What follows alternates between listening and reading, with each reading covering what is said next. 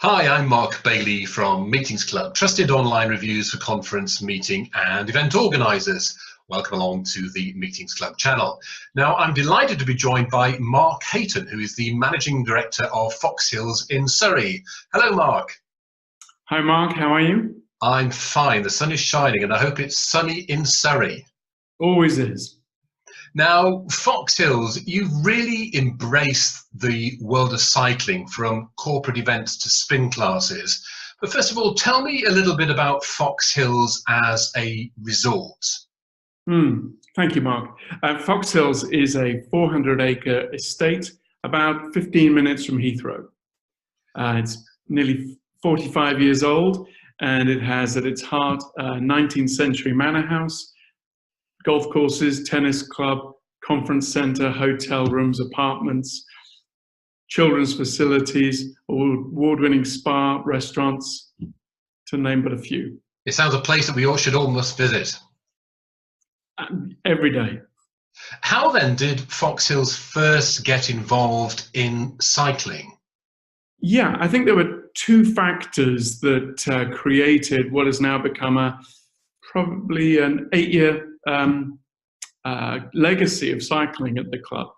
Our former gym manager, Dean, was an avid cyclist, and that coincided with Sir Dave Brailsford choosing Foxhills as the base for Team GB for the London Olympics.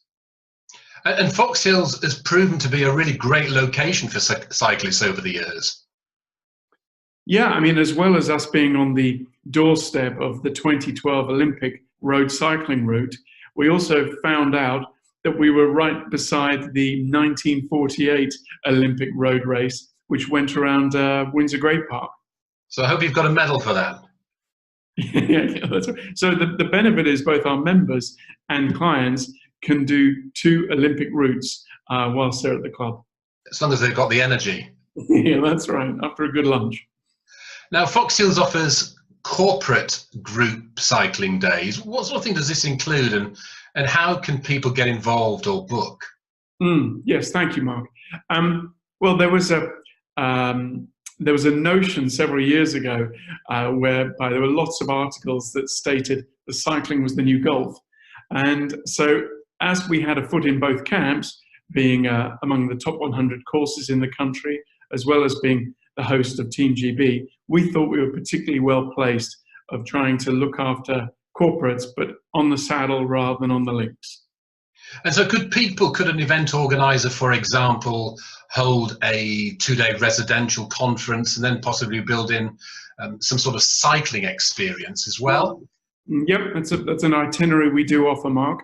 But then we also do 2 other versions that are just around cycling. One is a velo package, which is for the day, very akin to a golf day, which I'll explain. And the second one is a GT package, which is overnight. That allows clients a little more time networking over dinner and a second ride the following day. But basically, because we've been successful at running corporate golf days, we just chose the same format for our corporate cycling package, which works well. So effectively, clients arrive with their guests. They have breakfast, which is not dissimilar to a golf day, but a few more bits of fruit. And then they have a ride briefing, a safety check. We often have a mechanic at the club to help guests check over their bikes. Then there's a few race leaders that go out with the clients. And then there's even a halfway house, just as you would have on a golf day. And then they'll ride back. And actually, the length of the itinerary is probably 4 to 5 hours, again, not dissimilar to a golf day. Then the riders will come back, they change, and then they have a banquet. What happens though if a corporate organisation or an individual doesn't have their own cycling equipment? Can you help out there? Yeah, we have partners such as the very helpful Spokes of Bagshot that will provide bikes and guides. And so, yeah, we make it as painless as possible for clients. And what about combining cycling with other on-site activities? So it doesn't have to be just cycling, does it? No, I mean, you mentioned about meetings, and that works very well, half-day meeting and a half-day ride. Equally, we've had clients that have done both a golf and a riding package. So some go onto the golf course, and those rebels decide to don lycra instead. Now, if you're doing all this activity, you're going to need some very good fuel inside you. So nutrition, very, very important. Presumably, chef is prepared for this and for all eventualities. Well, you know, cyclists are a funny bunch. They of course need the right fuel, but they also will insist on strong coffee and at least a cake or two. But we're in a fortunate position to be able to cater to both aspects of a cycling's diet. We worked very closely with Team GB, and in fact, their chief nutritionist, Nigel Mitchell, spent a long time working with our chefs. We were the ones that prepared the food for Chris Froome, Lizzie Armistead, Laura Trott, Sir Bradley Wiggins, under the aegis of the chief nutritionist. So we know what they ate, what they took on board as snacks. One particular favorite was, I think it was a rice ball filled with peanut butter, wrapped in cling film that they could take out of their rear pocket with one hand and unwrap and pop into their mouths. So is that on the menu then at Foxhills if I come? Mark, it'll be on there for you. Now, if anybody lives in the sort of Surrey southeast area, you've got a weekly cycling club. How can people get involved in that? And is it just open to certain groups of people? Can anybody get involved?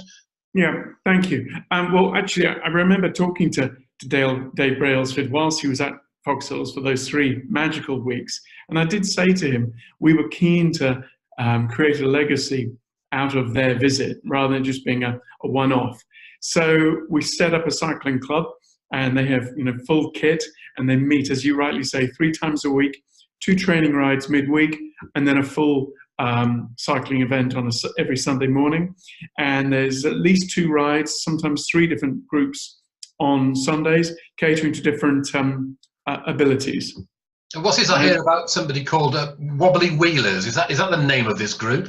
Yeah. So they'll go out probably once a month, and they're guided by one of our instructors to make sure that they're safe. And there's a motto of no one left behind.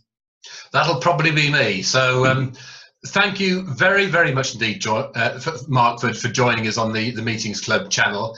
And if you'd like to find out a little bit more about Foxhills and their great meeting, leisure and sporting facilities, do check out the links below. Thanks very much indeed, Mark. It's a pleasure, Mark.